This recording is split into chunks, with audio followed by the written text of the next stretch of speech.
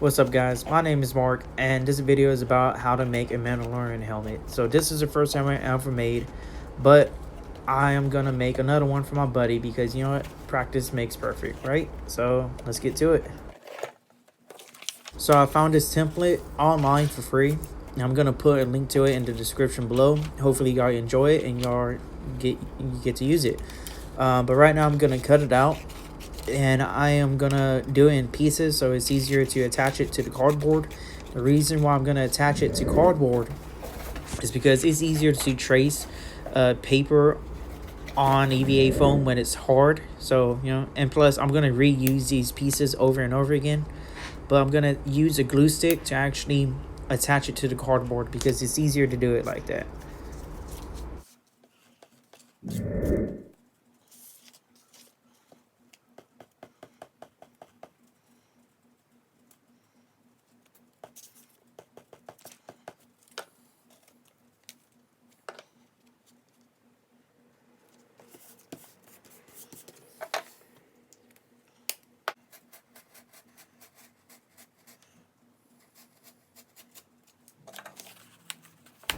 Alright, so finally got this cut out and you see how stiff it is, how hard.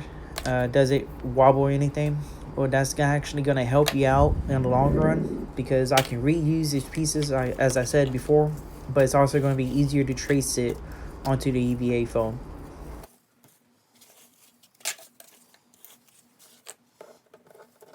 Okay, so this piece right here, you're going to have to make 6 of them so you can make it into the vent, but I'm going to show you how to do that later on. Right now, these pieces that I have, every piece has a letter to it on one of the edge, and then I also have notches. So you see how H, and those 4 notches, they should line up together. So you match H with H, and then F with F, K with K, and so on. Okay, so I'm gonna cut out those notches right now so that when I trace it onto the EVA foam, you can actually see them.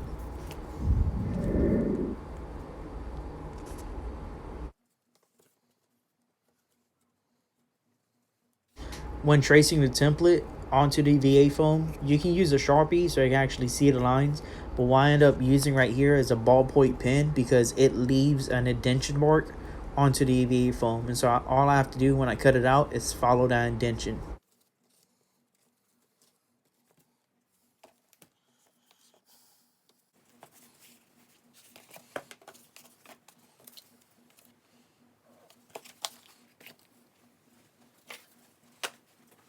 Okay, I should have showed you this before, but this is the foam I'm using.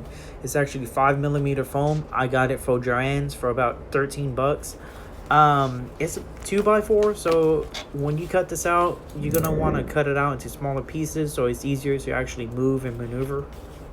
So when you're tracing the template onto the EVA foam, you're gonna make 2 copies, one for your left and one for your right. And so this way, I'm actually gonna mark an L for one of them so that can be my left side.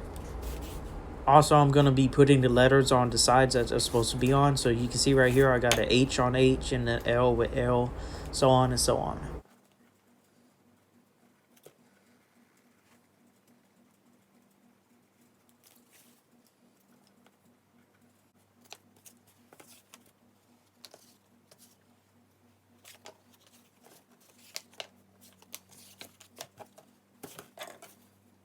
So now that I got all my pieces cut out, I'm actually lining them up right here so that it would be easier for me to glue them together.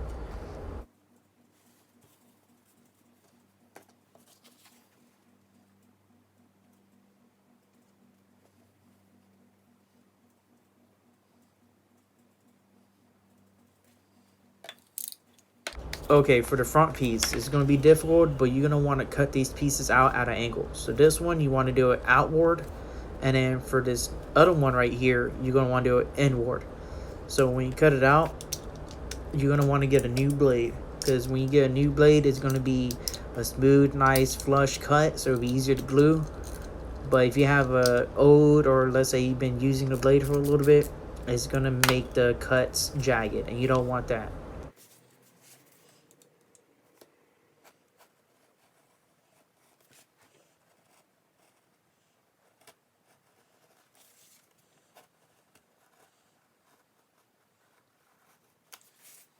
Okay, so I cut out two pieces, one with a new blade and one with an old blade. Can you see which one I cut out with what? Okay, you remember I said to cut out the notches? This is why. So now that I'm done with my left side, I'm going to make the right side. And this one right here that I'm tracing doesn't have the notches in them. So I can't see where I should cut them out at. But with this one right here that I have, does have the notches in them, as you can see. So when I trace it, I'm actually gonna hit notches so I can see where they're at. So boom, boom, and boom. Easy as that.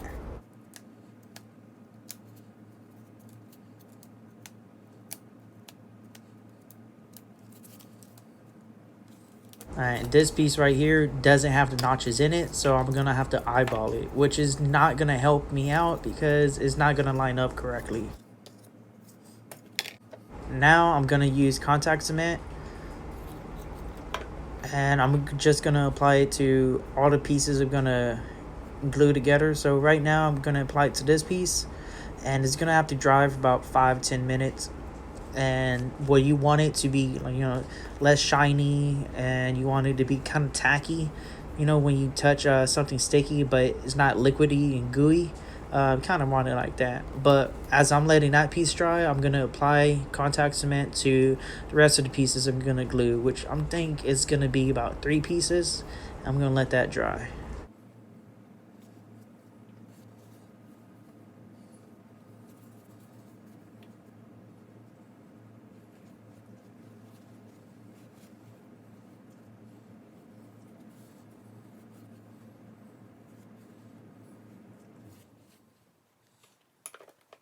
Okay, so the first piece I glued should be dry enough, so let's see.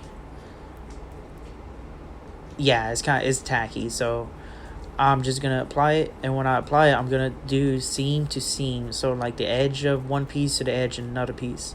As you do it here, it's gonna be a little tricky, so you just want to line it up correctly as best as you can. But you just line up edge to edge, and I'm not too worried about my edges because I am going to line them up. But this is at 45-degree angle, so you see I'm doing it slowly, but it's getting there. And let's see, this is more difficult because this is an inward, and it's kind of hard. But as you can see with this piece right here, you see the different angles it's coming in at. So this is actually the cheek, and you see how it looks.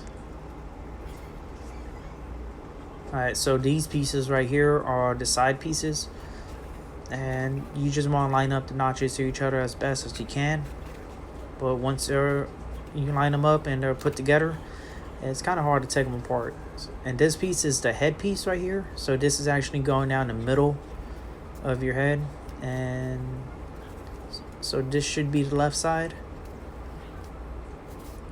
See how it doesn't come apart right there, but I kind of want the seams to be flat and as flush as possible, so I'll just pinch them together. So this is the headpiece. You see how it rolls across? This is actually going to make it bend to where you actually want like that cap cover.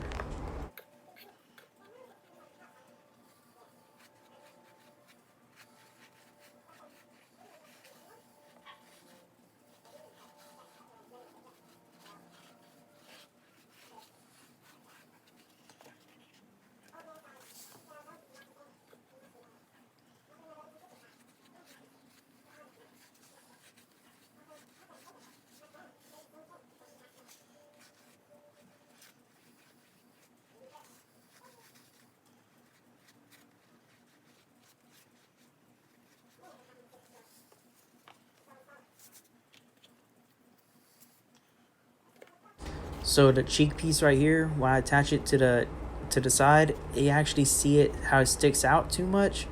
I don't want it to stick out, so I'm gonna have to heat treat it, or basically apply some heat to it and make it bend. And I just use this heat gun I got from Walmart for about 10 bucks. I think actually 10-20 bucks. I don't remember, but I'll post a link of it in the description.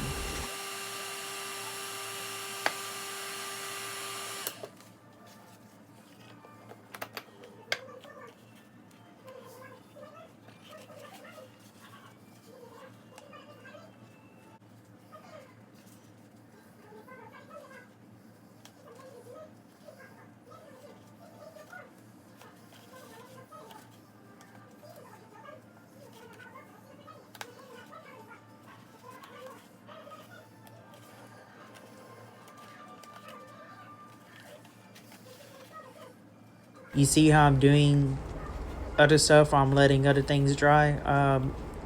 I recommend not to do this when you're doing your first build, just in case like you mess up on something, you can easily go back and fix it. So just do it one piece at a time. It'll make your life easier and you'll cause less mistakes.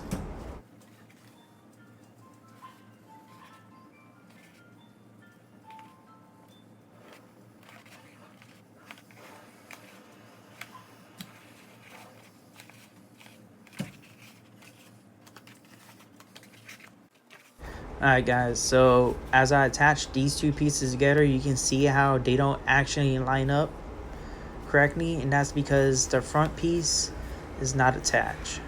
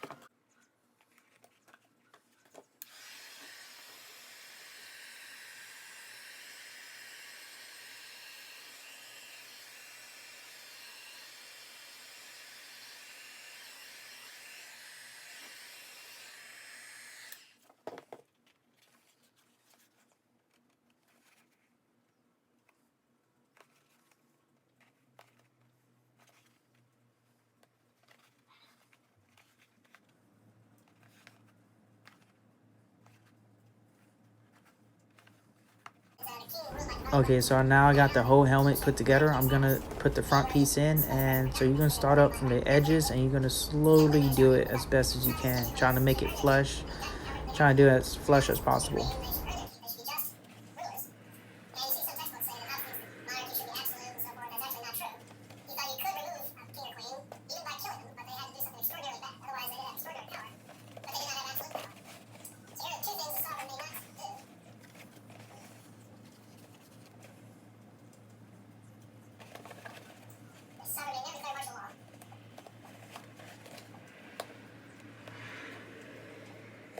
Alright, so you see me pinching the seams together so you can make it as smooth as possible. If they're not, I'll show you what I do later. And we're almost done, but you see how the front stays open a little bit? So I'm just gonna glue a little piece to right there on the back side so I can actually stay. Okay, so you remember when I talked about you want it flush and smooth? Well, if it's not that smooth, you can easily go back over it with a Dremel. And I got this one at Walmart as well for about 20 bucks. It's actually pretty awesome to have. So you just going over it a little bit. You can easily go on the inside. So I want to open the eye hole a little bit bigger. So what I'm going to do, I'm going to line up tape to the measurement I actually want to cut. And this is actually going to give me a good straight edge. So you see how I got a little bit, I just want to cut a little bit off, so I'm gonna put it that much. And again, make sure you have a new blade or not, you just don't want your blade to be dull.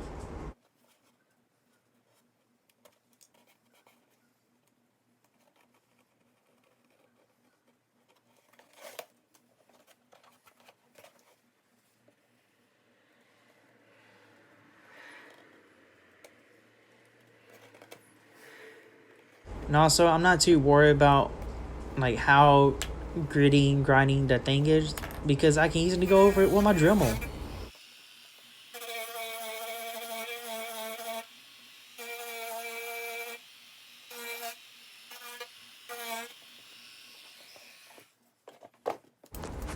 And now I just gotta do it to the other side, which is gonna be the same process.